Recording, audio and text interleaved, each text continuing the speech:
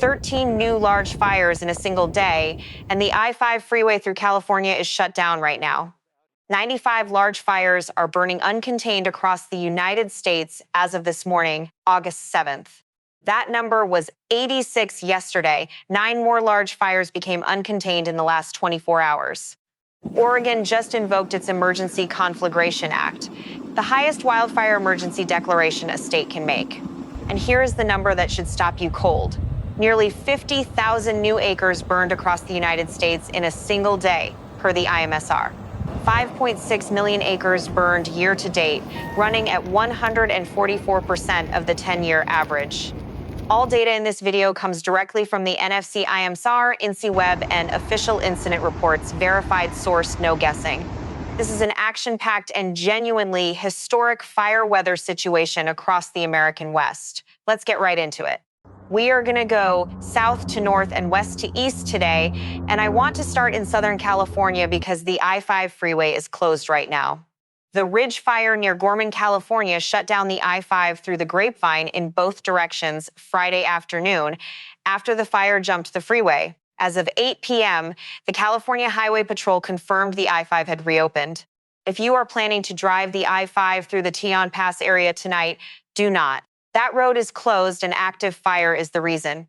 Los Angeles County has issued a Level 3 Go Now evacuation order for the Hungry Valley zone, with Level 2 warnings extending into adjacent areas. Kern County has also issued a Level 2 evacuation warning for Zone KRN 545. Check your county's emergency management page for real-time updates. In Ventura County, the Buena Fire is holding at approximately 5 acres off Yerba Buena Road near Backbone Trail, but a Level 2 warning is already in place for Carlisle Canyon. 5 acres sounds small in a week like this, but in steep canyon terrain with winds and 12 to 20% relative humidity, that can change in minutes. The Buzzard Fire near Lebec in Kern County is at 895 acres and 25% contained, an improvement from zero containment yesterday. The Gan Fire near Valley Springs in Calaveras County is showing real progress. 10,374 acres, 33% contained, up from 19% yesterday. 3,158 personnel are working the Gan Fire alone. That is the size of a small city's workforce on one fire. Now let's move into the Great Basin because the Widemouth 2 fire near Kanash, Utah, is the fire with the most dangerous momentum in today's report. Here is the official IMSR number as of this morning, 99,485 acres, 19% contained. That grew by 12,283 acres overnight. The kind of growth that happens when extreme fire behavior runs unchecked through the night. The IMSR has upgraded this fire's behavior classification to extreme. That means crowning, group torching, and long-range spotting are all occurring simultaneously. Crowning, that is when fire moves from the ground up into the tops of trees and runs through the canopy, moving faster than any ground crew can safely approach.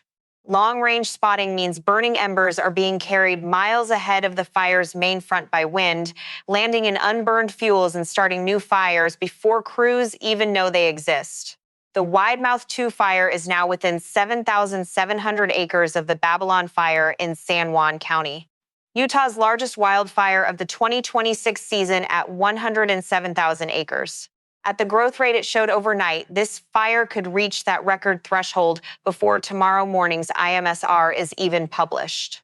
But here is the layer that makes this situation even more dangerous. Look at the dry lightning threat map issued today by meteorologist Chris Nunley. The zone at risk for dry lightning today runs from Ely, Nevada through Pioche, Nevada, directly into Cedar City and St. George, Utah. That is the exact geographic area surrounding the Widemouth 2 fire perimeter. Dry lightning does not just threaten new fires, it can directly compromise an already struggling containment effort. And NIFC separately issued a new fuels and fire behavior advisory today specifically for eastern Nevada and central Utah, the same zone, the same threat confirmed by the federal agency. Evacuation orders and warnings remain in effect across Millard and Sevier counties. Follow the Millard County Sheriff and Sevier County Sheriff pages for the most current levels. Widemouth 2 Fire Information Line 435-261-3607.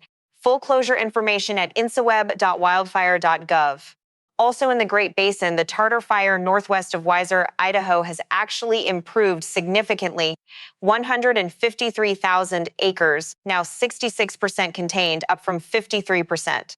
The Ward Fire near Ely, Nevada, jumped from 5% to 27% contained. Meaningful progress with a full incident management team now on scene. Watch the Black Canyon Fire near Price, Utah, 2,000 acres and 0% contained, with evacuations already in effect and active uphill runs and flanking behavior reported. All right, let's head into the Pacific Northwest. And I want to start in Oregon because, my goodness, the number of fires today in this state is unlike anything we have seen this season. Oregon has 5 significant new fires confirmed in the IMSR today, and the state has invoked its Emergency Conflagration Act for one of them. The Wrights Spring Fire near Chiloquin in Klamath County is the one that triggered the act.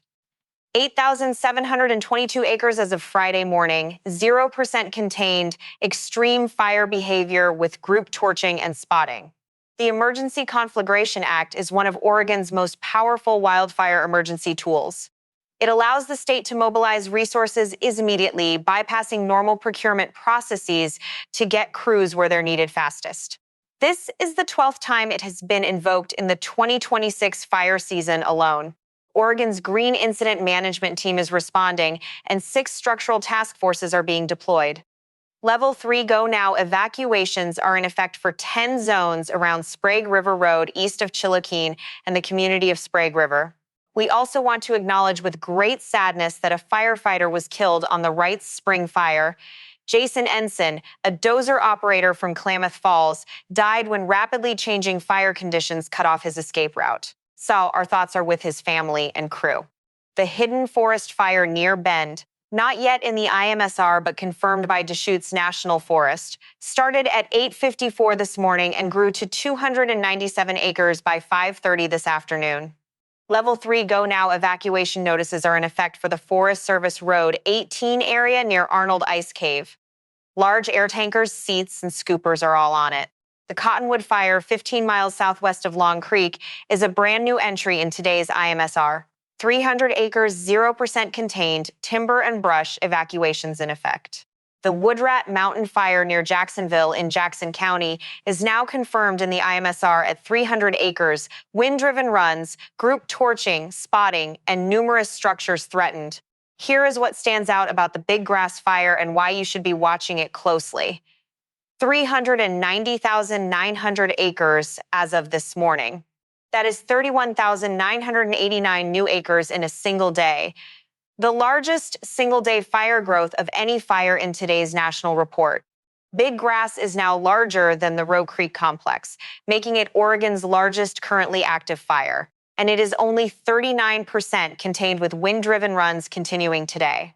The Roe Creek Complex near Fossil checks in at 354,842 acres and 64% contained per the official IMSR.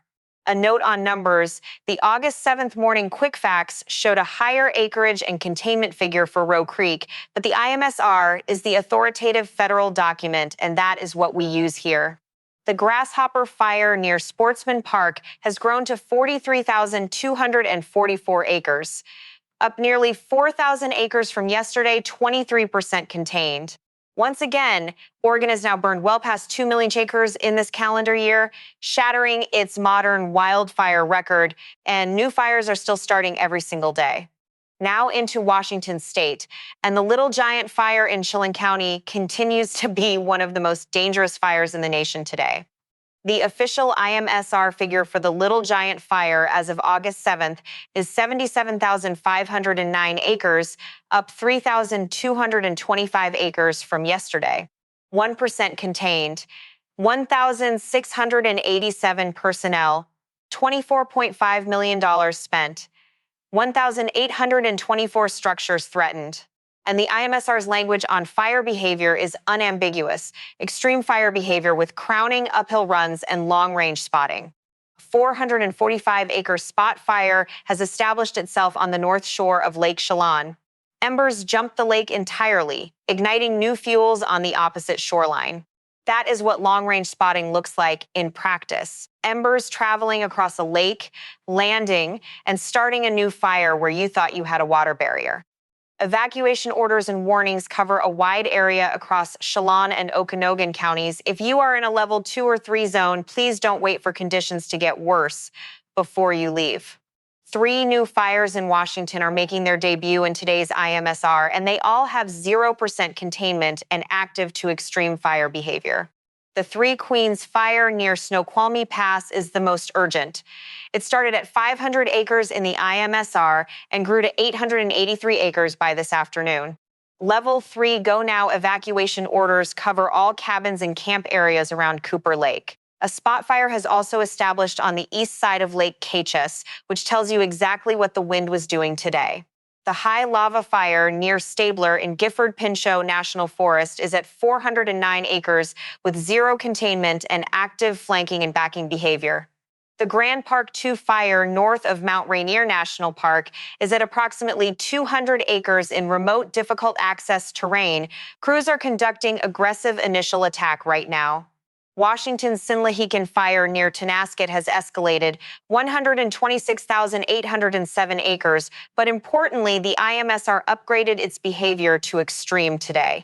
Kaiser Canyon near Nespelem improved to 53% contained from 43.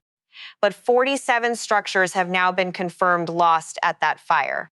Good news on the Wrights fire, 54,774 acres, but containment jumped to 60% from 39% yesterday.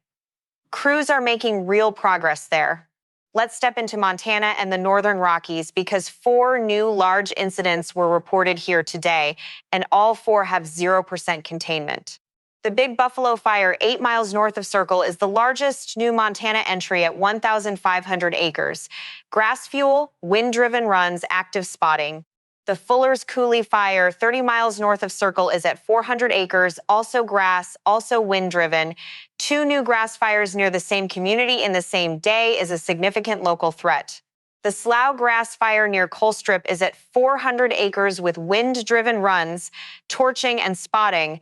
And the Black Bear Fire near Hamilton in the Bitterroot National Forest is at 140 acres with structures threatened. Meanwhile, existing fires in the Northern Rockies are also growing.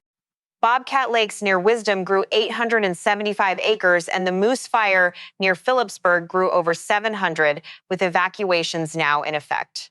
Over in Colorado, the 310 fire near Battlement Mesa in Garfield County is a new entry with 331 acres, 0% containment, and extreme fire behavior. Evacuations are already in effect. The Elk Fire near Lake City has more than doubled since yesterday. 5,117 acres, 40% contained, with numerous structures now threatened. Arizona's Heart Fire near Sedona is worth mentioning for a unique reason. 13 acres burning atop steep cliffs, and fire managers have made the deliberate decision to not drop water on it. The concern is that water drops would displace burning debris and send it falling into the canyon below, creating a much larger and harder to control fire problem in inaccessible terrain. That is a genuinely unusual fire management decision, and it illustrates how terrain can completely change the calculus. Sometimes not fighting is the right call. Monsoon moisture is expected to increase over the Sedona area by Monday, August 10th, so fire managers are monitoring and letting the weather do the work they cannot. Now, here is the big picture weather story that ties everything together today. And I want to walk through it carefully because it connects to everything we have just covered. The dominant feature driving this entire situation is what meteorologists call an upper-level ridge, more commonly known as a heat dome. Think of a heat dome this way. It is a massive bubble of high pressure parked over the Intermountain West that acts like an actual lid on a pot, trapping hot air near the surface. Blocks cooler, moister Pacific air from moving in. It prevents storm systems from passing through, and it just keeps the same hot, dry air recycling over the same areas day after day. Per the NIFC Predictive Services discussion issued this morning, daytime relative humidity is dropping to 3 to 15% across California, the Northwest, the Great Basin, and the Northern Rockies. And here is the detail that keeps fire managers up at night. Overnight recovery is described as poor. meaning the humidity never bounces back and fires stay dangerously active all night long. When we say poor overnight recovery in fire weather, we mean relative humidity at 3 in the morning is still below 25%. Fuels never rehydrate, crews cannot safely close in. Temperatures are forecast to exceed 100 degrees Fahrenheit in the lower elevations of California, the Northwest, the Great Basin, Northern Rockies, West Slope, and Central High Plains today. The peak is near 110 degrees in inland California, the Southern Great Basin, and Western Arizona. That includes Phoenix, the Inland Empire, the Central Valley. Wind is the third ingredient in this recipe. 12 to 20 miles per hour with gusts to 35 in the Cascade Gaps, the Northern Sierra Front, the Northern Great Basin, and the Northern Rockies. 35-mile-per-hour gusts on a fire in timber with 3% relative humidity. That is how you get crowning, long-range spotting, and 32,000 acres of growth in a single day. Now let's add the layer that could make tomorrow's numbers even more alarming, the dry lightning threat. And I want to look at this carefully. The NIFC Predictive Services discussion confirms isolated dry thunderstorms are possible across Southeast California, the Southern Great Basin, and the Southern Sierra today and into tomorrow. An independent map from meteorologist Chris Nunley shows the specific zone, southern Nevada from Las Vegas through Ely and Piache, extending northeast into Cedar City and St. George in Utah. Dry lightning, and the mechanism here matters, happens when a thunderstorm develops in moist air aloft, but the air near the surface is so dry that the rain evaporates before it reaches the ground. The technical term is virga, those ghostly streaks you can see falling from a cloud in the desert that disappear before they hit the earth. What reaches the ground is only the lightning strike, the gusty outflow winds, and the potential for a new fire ignition in bone-dry fuels with no rain to help suppress it. And that dry lightning zone sits directly on top of the Widemouth 2 fire perimeter. This is not a background threat. It is a threat to an already active and barely contained large fire. Oklahoma, meanwhile, is dealing with the opposite extreme today. If you are near Oklahoma City right now, severe storms are moving in from the north. The northern cell near Perry and Stillwater is packing 50-mile-per-hour wind gusts, while a larger southern cell approaching Edmond, Piedmont, and Oklahoma City is expected to produce 60 to 70-mile-per-hour gusts. That is the same atmospheric instability that feeds severe thunderstorms in the southern plains, while the west burns under a locked heat dome, two extremes from the same large-scale pattern. And then there is the story that connects the drought to the fire crisis in a way that is impossible to ignore. Lake Mead has officially broken its all-time record low water level today, confirmed by the U.S. Bureau of Reclamation. Lake Mead fell below its previous record low set in July of 2022, hitting the lowest elevation recorded since the reservoir was first filled in the 1930s.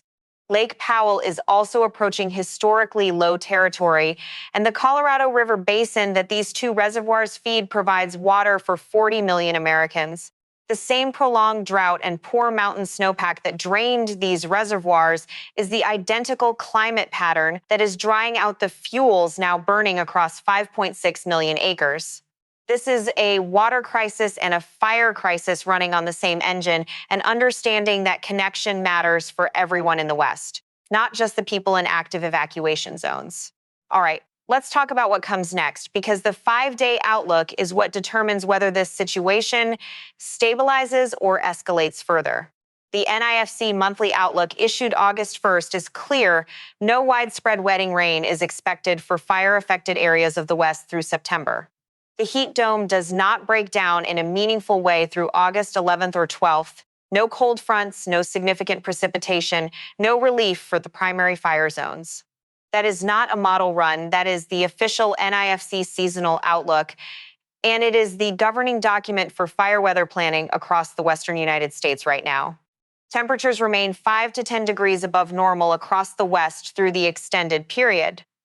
The heat dome may shift slightly, but it does not break. Now, there is one area on the map where we might see some localized moisture relief, the Mogollon Rim area of Arizona, southeast Arizona, and southwest New Mexico. Monsoon moisture is forecast to bring isolated to scattered wet thunderstorms to that zone on days 3 through 5. Actual rain that could help the fires burning in southern Colorado and northern New Mexico. But wet thunderstorms in the Four Corners transition zone also produce the dry lightning threat where moist air meets the desert surface. It is a double-edged weather system. Alaska's eastern interior stays warm and dry through the extended period. The Tatlanika fire in the Fairbanks area grew 25,625 acres overnight and is only 5% contained. And for Puerto Rico and the U.S. Virgin Islands, hot, dry, and breezy conditions are producing moderate fire potential, which is an unusual flag for that region and worth noting. Here are the 5 thresholds I will be watching over the next 72 hours. 5 benchmarks that will tell us whether this situation is stabilizing or spiraling. Benchmark 1, does the Widemouth 2 fire cross 107,189 acres and become Utah's largest wildfire of the 2026 season? Benchmark 2, does the Big Grass Fire, already Oregon's largest active fire at 390,000 acres, continue to grow toward 500,000? Benchmark 3, does Oregon's total burned acreage push toward 2.5 million as the Wrights Spring, Cottonwood, and Hidden Forest fires grow under this no-rain pattern? Benchmark 4, does the Northern Rockies region escalate to preparedness level 5 as Montana's new fires multiply under a spreading heat dome? Benchmark 5, does dry lightning in the Great Basin generate additional new large fire starts in Nevada, southern Utah, or California before the weekend? These are not hypothetical scenarios. These are the direct logical extensions of the data we already have in hand from the NIFC and official incident reports. Before we wrap, I want to acknowledge what is actually happening on the ground, not just the acres and the percentages, but the people dealing with all of this. 30,132 firefighters and support personnel are deployed across the country today, the most at any point in this fire season. International crews from Australia and New Zealand are working fires in the Pacific Northwest because we have run out of enough domestic resources and had to call for international help. 4 MFF C-130 air tankers from the Air Force Reserve and California Air National Guard are pre-positioned at Klamath Falls and Redding, ready to support any fire in the West. If you are in an active evacuation zone in California, Oregon, Washington, Utah, Nevada, Montana, or Colorado, tonight is not the night to wait and see. Go bag basics, water for 3 days, food, medications, phone charger, important documents, cash and supplies for pets and livestock. Have it ready before you need it. Know your evacuation routes and drive them once before an emergency. When Level 3 Go Now is issued, roads in fire communities get congested within minutes. Sign up for your county's emergency alert system. Wireless emergency alerts come to your phone automatically, but local systems provide earlier, more specific warnings. Do not fly drones anywhere near active fire operations. A single drone grounds all aerial resources, including air tankers and helicopters making water and retardant drops. For real-time authoritative information, nefc.gov, ncweb.wildfire.gov, weather.gov, and your local National Weather Service office forecast page. NIFC emergency fuels and fire behavior advisories are active right now for Southwest Idaho and Eastern Nevada and Central Utah. Links in the description. All statistics in this video come from the NIFC Incident Management Situation Report dated August 7, 2026, official INCIWeb incident pages, and verified supplemental sources. Any information from social media or eyewitness accounts is explicitly noted as observational, not official incident command data, so you know exactly what level of confidence to attach to each piece of information. Once again, the Lake Mead all-time record low water level, the I-5 closure in California, and the Oregon Emergency Conflagration Act are all confirmed from official and verified sources. Here is the bottom line as we stand on August 7th, 2026. This is a fire season that broke records, and today it accelerated again. 13 new large incidents in one day, 95 uncontained fires, 5.6 million acres, an I-5 shutdown, a state is emergency conflagration, and no rain in the forecast. We will be covering every significant development as it comes in. The Widemouth 2 acreage milestone, the Oregon fires, the Montana escalation, and the dry lightning threat through the weekend. The fire weather outlook holds through days 3, 4, and 5. We will have a daily update ready for you every single morning. Subscribe and hit that notification bell. Like the video if this kind of sourced, verified fire weather coverage is what you want more of. It genuinely helps this channel reach people who need to know what is happening. Stay weather aware, follow your local emergency management, and take evacuation orders seriously the moment they are issued. I'll see you in the next one. Stay safe out there.